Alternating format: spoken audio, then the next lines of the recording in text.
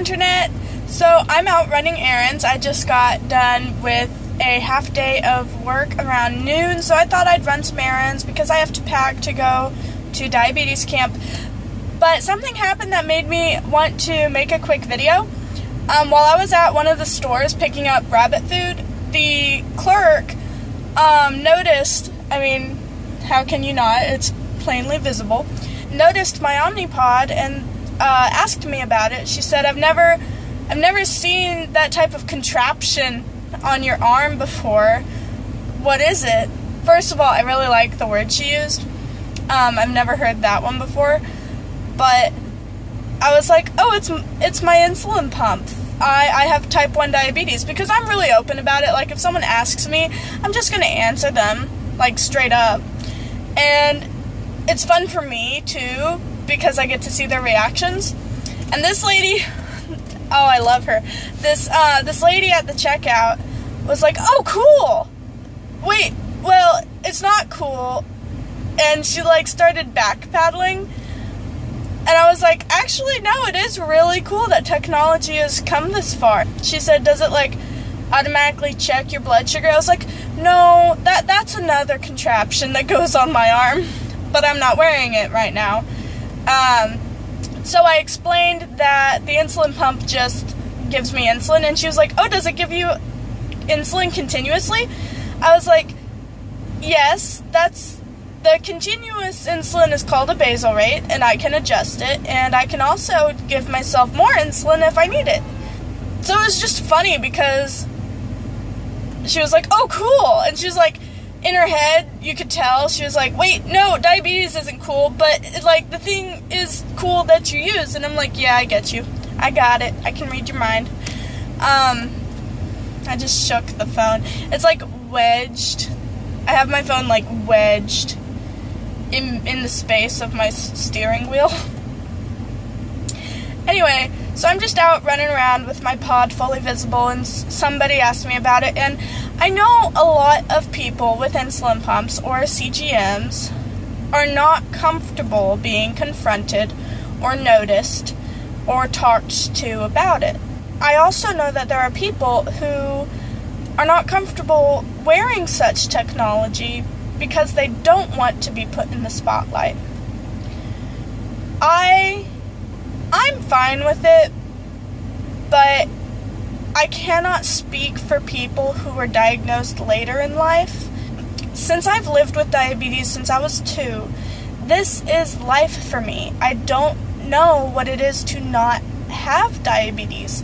And so I know a lot of people who are diagnosed later in life, like as a child or teenager or young adult, they feel like they have to grow up like that quick. All of a sudden, they actually do have to care about their body and become their own advocate against doctors and schools and for themselves. And it's hard, especially if you don't have self-confidence. I think my self-confidence has actually come from the fact that I had to learn how to advocate for myself so early in life. Sixth grade is when I started advocating for myself. That's when I started school. I was homeschooled before that. But it's a skill that I had to learn very early in life, and so being able to legitimately stand up to adults who are supposed to know better when you are 10, 11, 12 years old, you tend to be able to be comfortable with yourself sooner in life.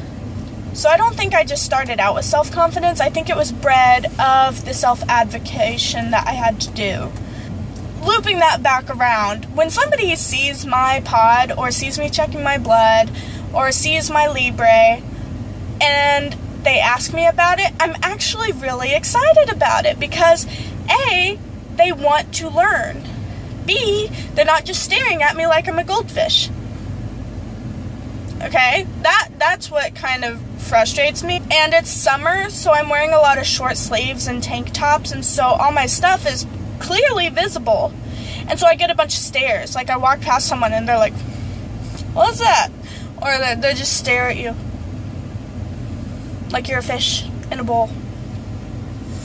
And I would rather somebody come up and ask me about it than stare at me. Because I'm a person. I won't bite most days. And I will answer their questions. I will educate them. I'm going to get a diabetic alert dog. You think this thing, attracts a lot of attention and questions? I can't imagine what will happen once I get my diabetic alert dog, Because I'm sure the discomfort from wearing these types of things is not only the attention, but that basically you are putting yourself out there for strangers to see. They see this and they think, what's wrong? What is wrong with you? They're children. Children are more likely to be like, what's that? What does it do? Why do you need it? But adults, they're like automatically, what's wrong with you? And that's really degrading. And when you get something like a diabetic alert dog, you're basically announcing to the world that you have a disability. And not everyone can do that. And I respect and understand totally. But also, I think it's very important to try, because it's your body, it's your life, it's your health, and it's your responsibility. I don't care if a stranger in a room is staring at you. You have to take care of yourself. And if that doesn't give you the strength to stand up to people, I hope you have someone in your life who will do it for you. Because it's a safety issue. It's life or death. If someone's uncomfortable enough to call you out for taking care of yourself in public or getting the best care that you possibly can, then they're jerks. And you have total right to take care of yourself. And I am now at a point where I'm rambling and not sure if my thoughts are connecting, but I hope that made sense, and I hope that encourages some of you to possibly try wearing a pump or try wearing a CGM or considering it. Or maybe if you already wear one and you're not comfortable wearing it out in public, wear it out in public with a tank top for a day. See what happens, okay? You can do it. It's your life. It's your health. Take it by the reins. Anyway, that's my message for today. And I hope you have a very happy Friday. I will not be posting this next week, but you will see me back up and posting the week after. Stay awesome.